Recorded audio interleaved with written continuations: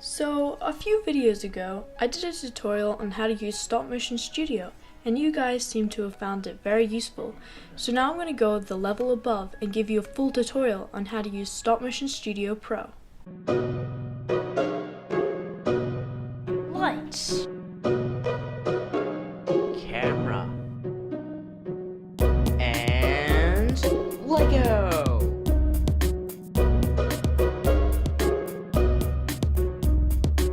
Firstly, go to the App Store. You will need to buy it because it's not free. Once you have paid and downloaded it, just open it up. And before I get into more detail, I want to make it very clear that my opinion is that this is the best stop motion app ever. It is definitely worth the money. If you are thinking about getting a stop motion app, this one is amazing. I highly recommend it. Also, for this tutorial, I'll be using an iPad. The iPad looks a little bit different from the phone, but it still has the same features.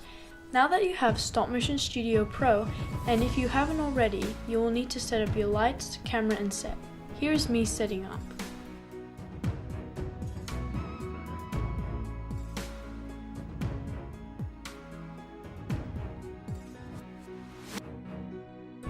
Okay, now you are ready to start.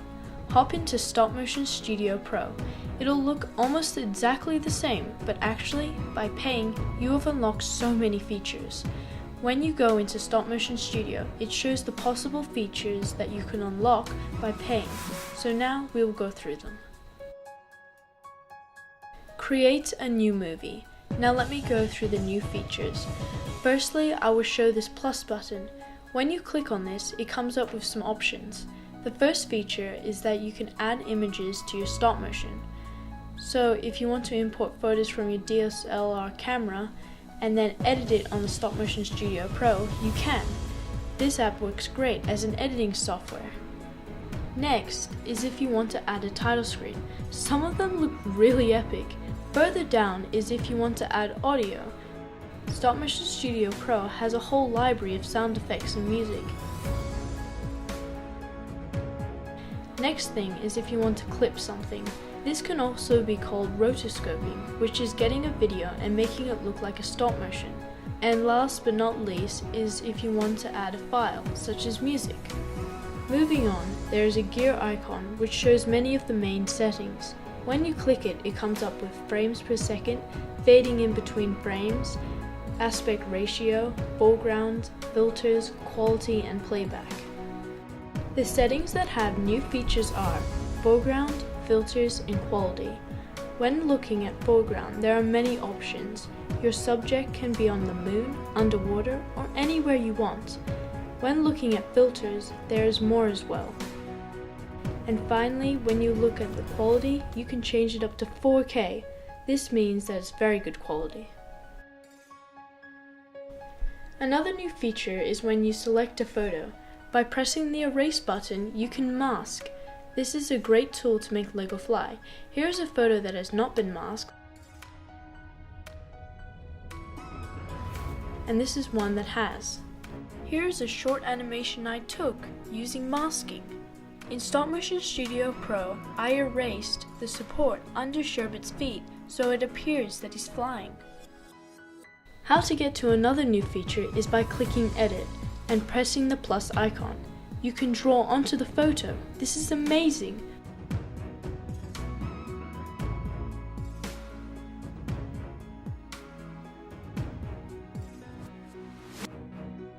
There are also other options. These options include putting text on, adding a speech bubble, adding a background, and pasting another photo on. These options come with settings within them. Here's me briefly going through them.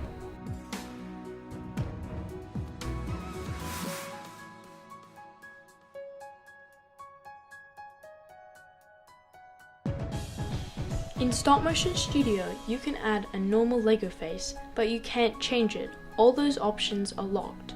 But with Stop Motion Studio Pro, you can change the face by selecting the face and then clicking Edit.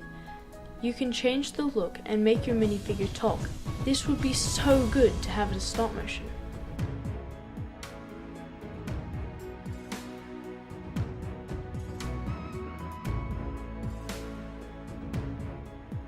Another really cool feature is green screen and remote camera effect. Get there by clicking the icon that has 3 lines. First, you have a green screen, which is very useful. Once you click on green screen, your camera will make anything green look like whatever the background image is set to. If this does not happen, then you should change these settings until you get to your image to look just right. Click on this button and you will be able to adjust how sensitive the camera will be to the green screen. Scrolling to the right will make it more sensitive, and moving it to the left will make it less sensitive. You can also choose whether you want the camera to change anything that is green or blue. For this example, I will leave it on green.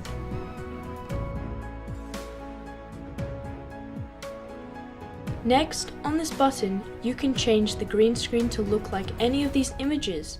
You can also use your own images by pressing the import button. The next feature in this app is the remote camera function. If you have another device, download the app Remote Camera, then go into it. After, go back to your original device that has StopMotion Studio Pro.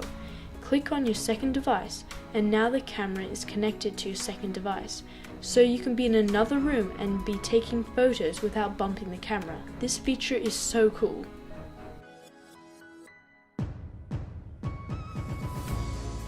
Also, another way in not making your iPad bump when you take a photo is by connecting earbuds to your device.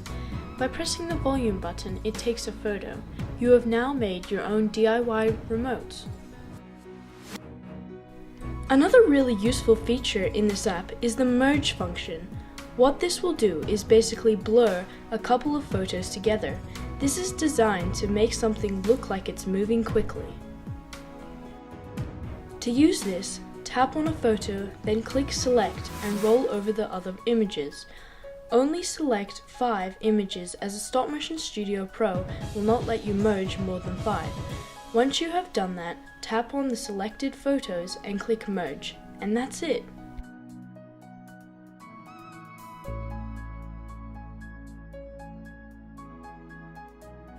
In summary, with the paid version of StopMotion Studio, you will be able to import photos that you've already taken, add title and credit scenes, special audio effects and music, foregrounds and images and filters, and even film in 4K resolution.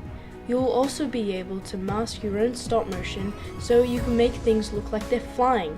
You can draw on images and write text, use a bunch of Lego animated faces to show your character's emotions, film with an active green screen effect, and use another device as remote camera.